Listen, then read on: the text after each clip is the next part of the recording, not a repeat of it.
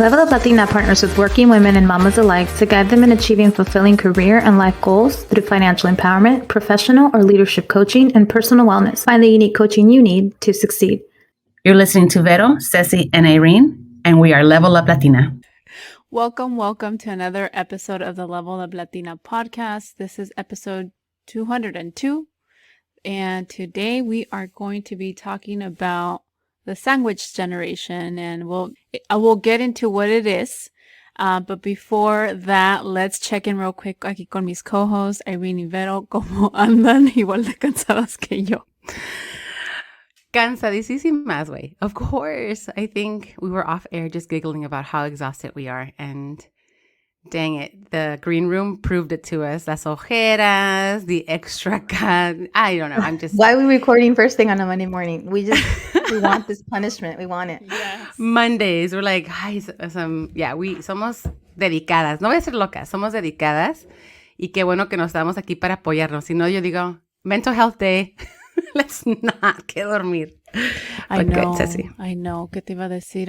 Yeah, totally. On Monday. Irene, were you going to say something? Jazz, you guys see my new tattoo? Oh my God, I love it. Wait, is it real? It's fake. It better be real.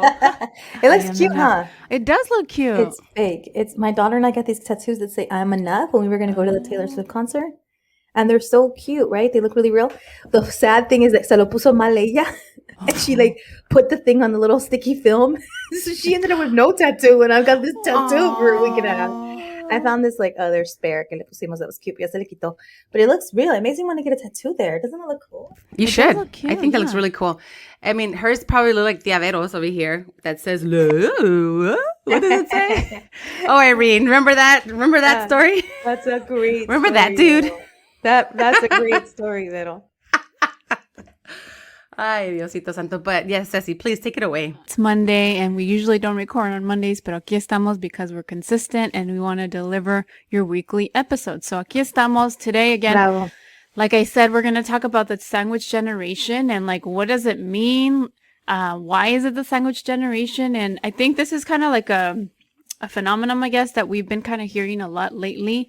And we keep on hearing oh, because you're a sandwich. And what does it mean? And it means that it's called a sandwich because we are right smack in the middle of on one side, raising our own children, and on the other, taking care of parents that are aging, that might have an illness, that have, need help with retirement. We become drivers, essentially, caregivers to the parents that are aging. And so that's why we wanted to talk about that today. And I think we've hit a little bit of this in different episodes in the past, but today we want to full on dedicate this conversation. And many people don't talk about it. It's just one thing that happens and nadie te dice, ¿verdad? And so with that, I think I just wanted to get kind of, get started on the conversation.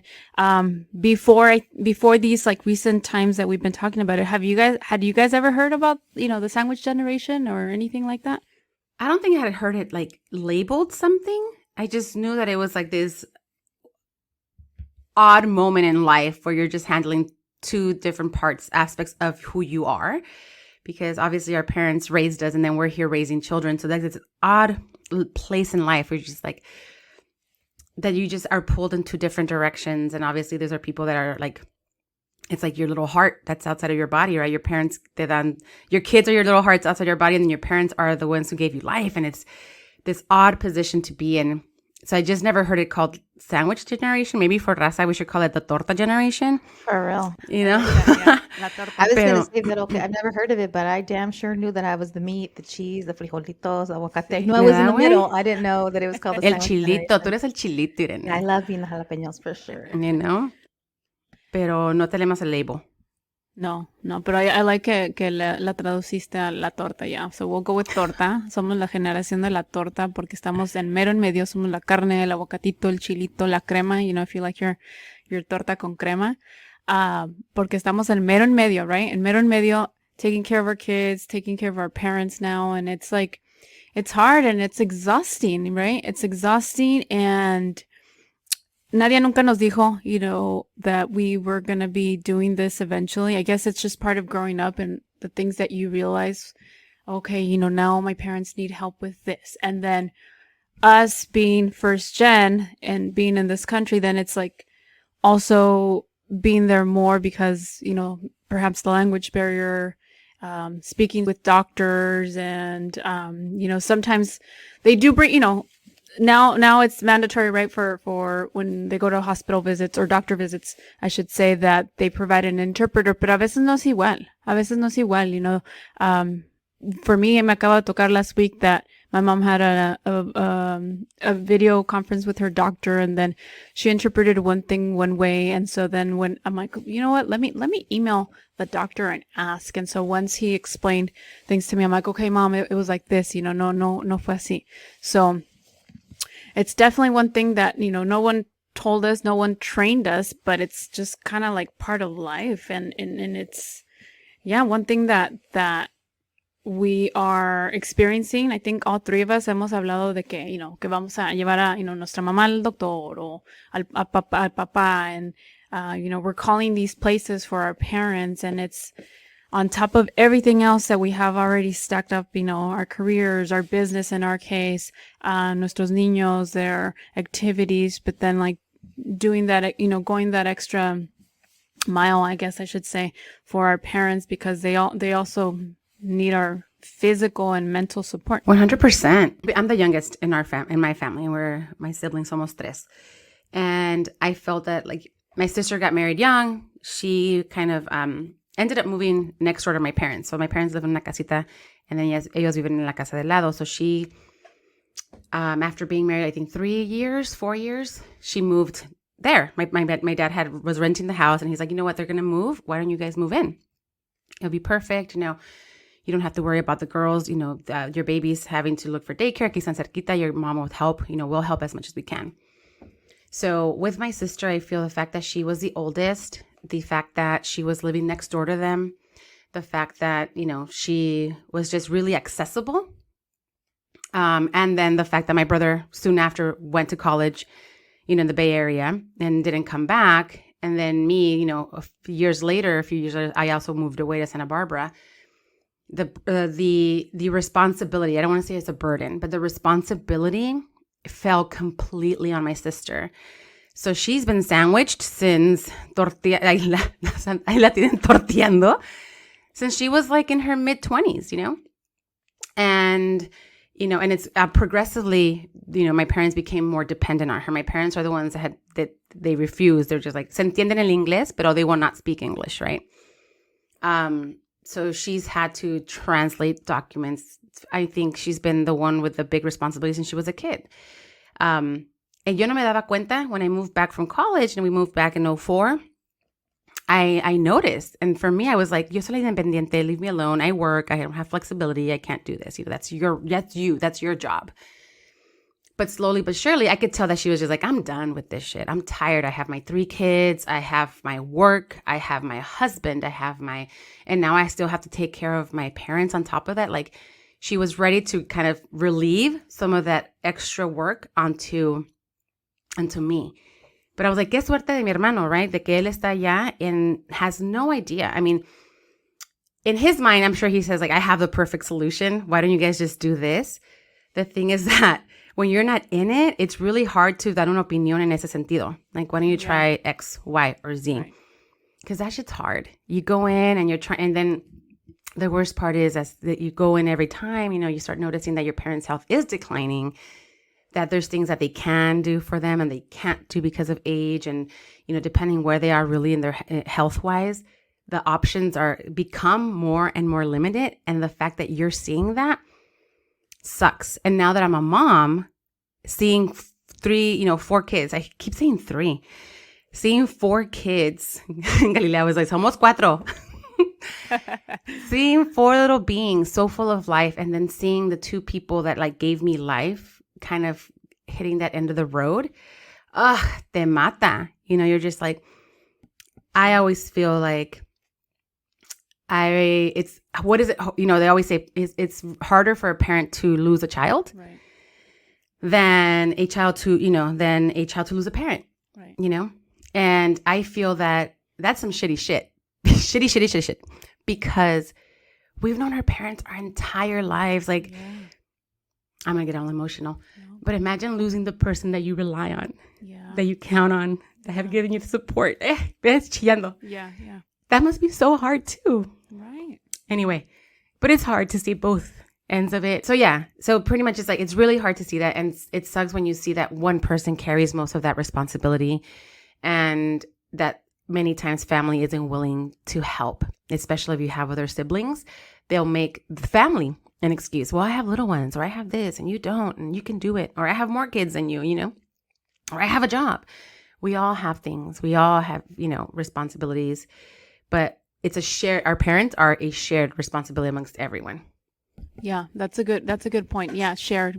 That's one thing siblings should look at it, because como dices tú, uno, because the distance and, you know, they're not there, they're not involved, pero no se vale que le caigan toda la responsabilidad nomás a un sibling, you know. And that's why I think having meetings, and I know that's not something that is you know, taught in our culture, like, you know, like family reunion, or I mean a family meeting, like, who does that? Like, it's not something, but I think it's up to us, like this generation, to make it and make, you know, normalize it. Like, okay, this is happening with mom, or this is happening with dad.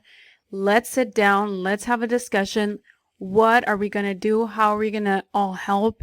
If one sibling can't be there physically, okay, well, you know what, I'm going to maybe pay for a caregiver, or que vaya, ayude, or, you know what, I can't be there and go and get groceries physically, pero para eso está, you know, Instacart and things like that. So I think it's up to us to normalize those things, start having these conversations with their siblings, porque si no hay tension, right? Hay tension and there's drama, and then it's like uncomfortable with your siblings, and how do you have those discussions? And like, no se vale. I just shared with you all this picture that I found when I looked up sandwich generation. We started talking. I thought it was really cute. It was like these parents, and they're in the middle of this sandwich, and the older people is like on a wheelchair with a cane, the mom and the dad. So the dad's in a wheelchair, the mom's in a cane, pushing towards the sandwich. And then there's the little kids, like they have the young kid, headphones on with the backpack, the boy and the daughter, and they look young and they're pushing towards the sandwich. So it's like you both talked about sort of the pressure and what I guess you are raising your older parents, caring for your older parents, and the pressure and checking in and being there. But then there's the pressure that comes from your kids, and like being there for them and supporting them and their schedules. And sometimes that takes you away from being a good daughter, but you don't want to not be a good mom. So the whole sandwich concept is that you're kind of being pushed, smashed in the middle from the young generation and the older generation. And I just thought that was such an interesting graphic. So I wanted to talk about it, and I wanted to share it because the sandwich concept comes from both sides, come with their level of pressure and guilt and having to be there and having to do it for both sides. And that's what you signed up for. Sometimes when you sign up to be a parent, you don't realize your parents are going to age and they become almost like kids again. And you have two sets of kids. And I don't mean to insult our older generation, but it does feel like that with my mom, particularly. I think my brother, who stayed and lives with her and is 2 years older than me, we're the babies of 6.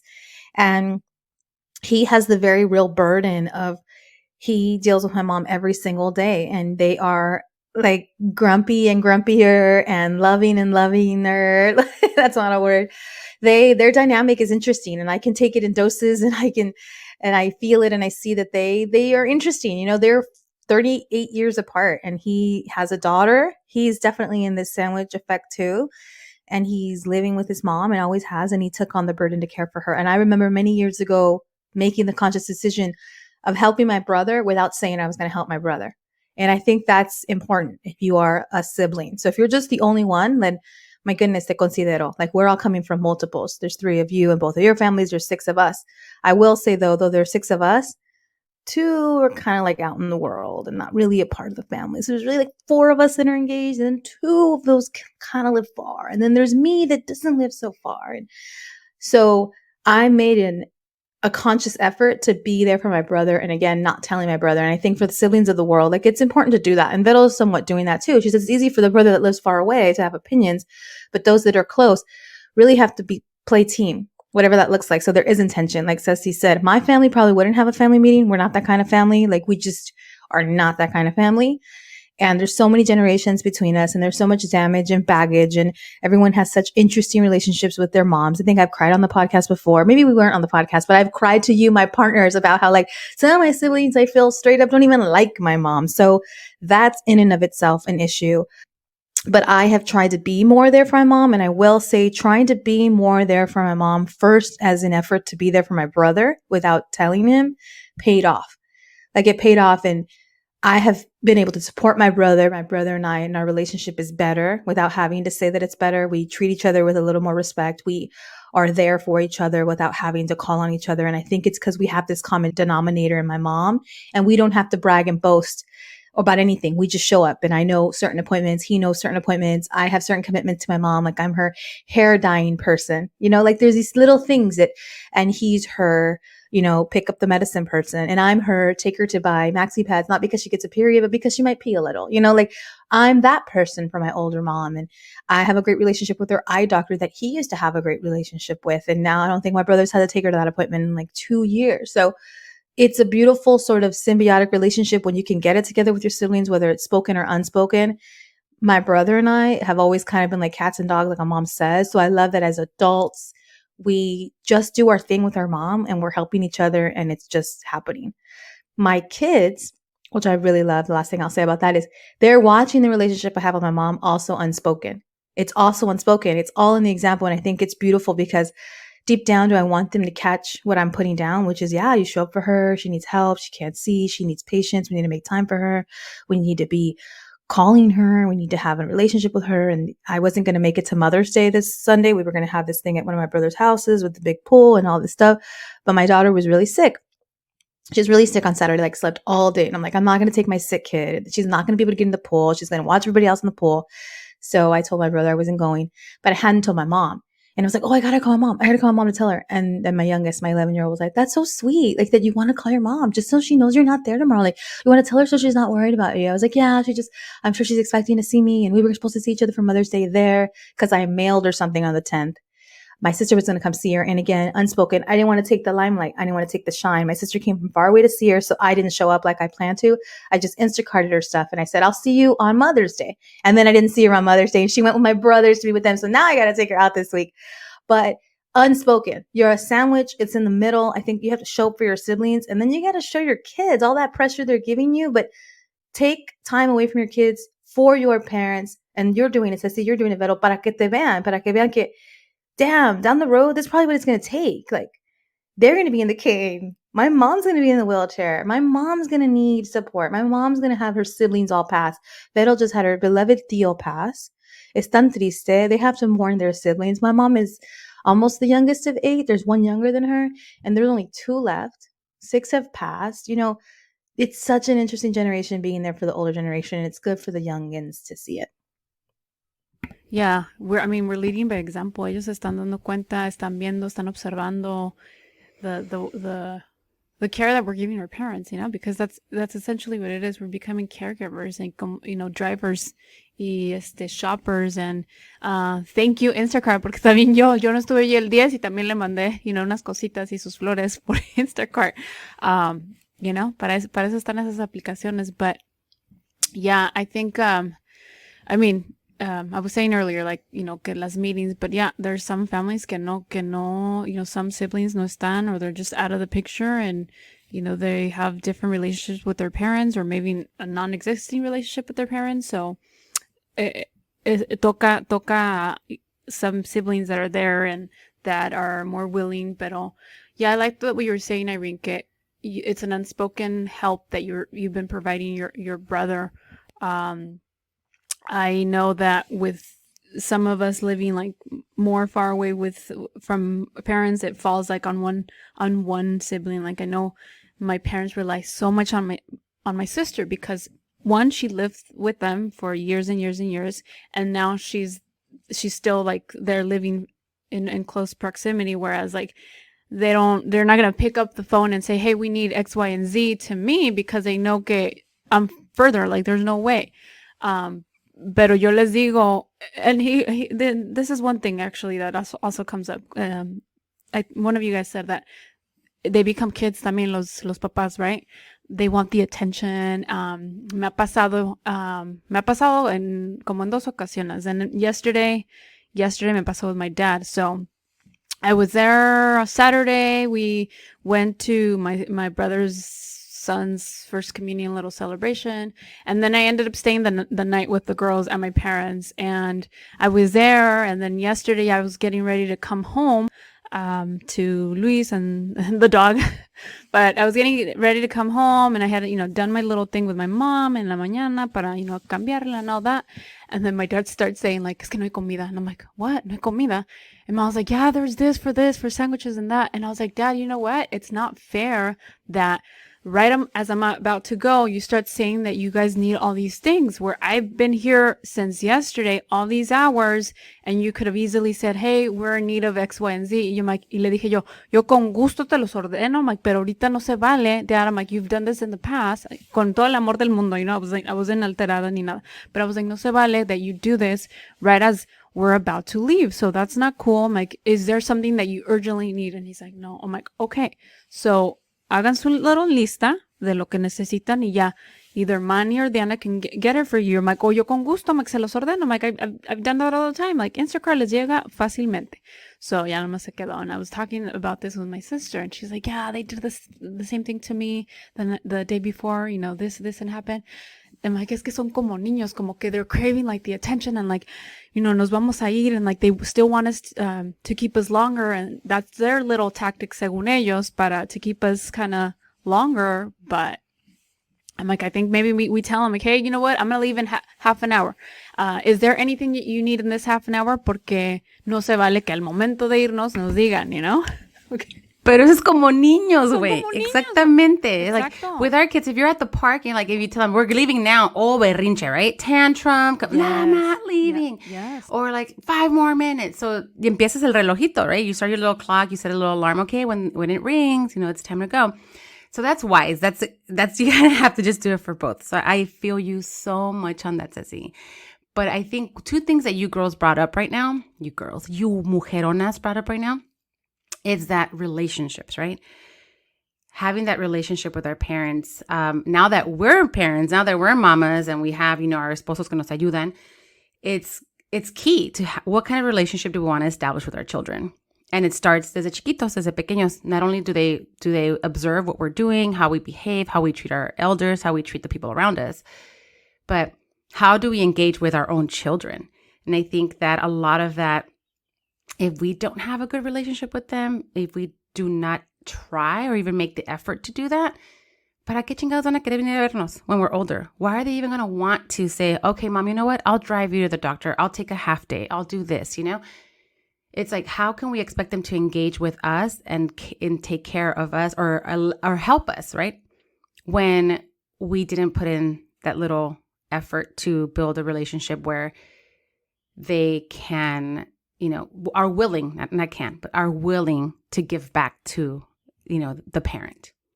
So I think that really made it, when you both said relationships, it came up. It's one of those things that's going to be so essential to, if you want your kids in your future.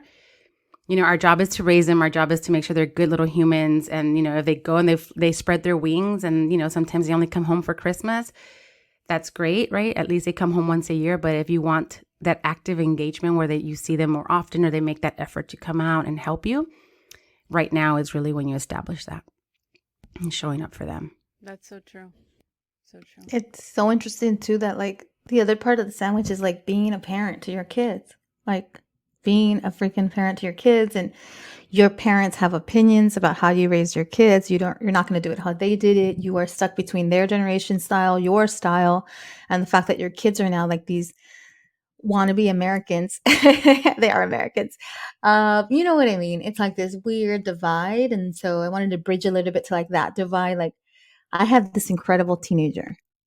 He's 16 and a half years old, and he is such a normal teenager in the respect that, like, quotes, right? Whatever normal is, because everybody's different. But he is such a teenager, and I love it with everything it comes with. And just Saturday, I was telling Diego driving home, he asked permission to go somewhere. He was already out.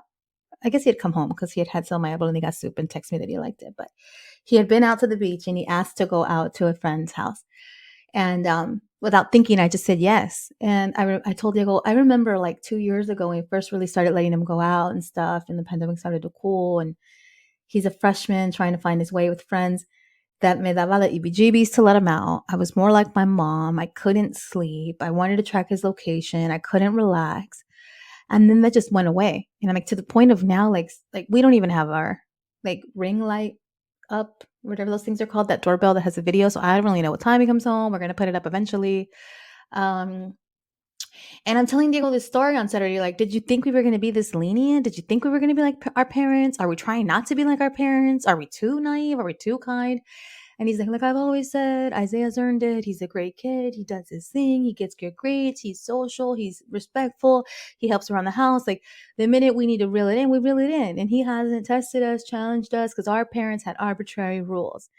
And I'm like, really? Yeah, you're right. They were strict for being strict. He's like, yeah, this whole thing about, ya saliste el sábado, no vas a salir el domingo. Why can't you go out 2 days in a row? You went in on Saturday, you can't go out Sunday? Like, literally, why? Why, mom?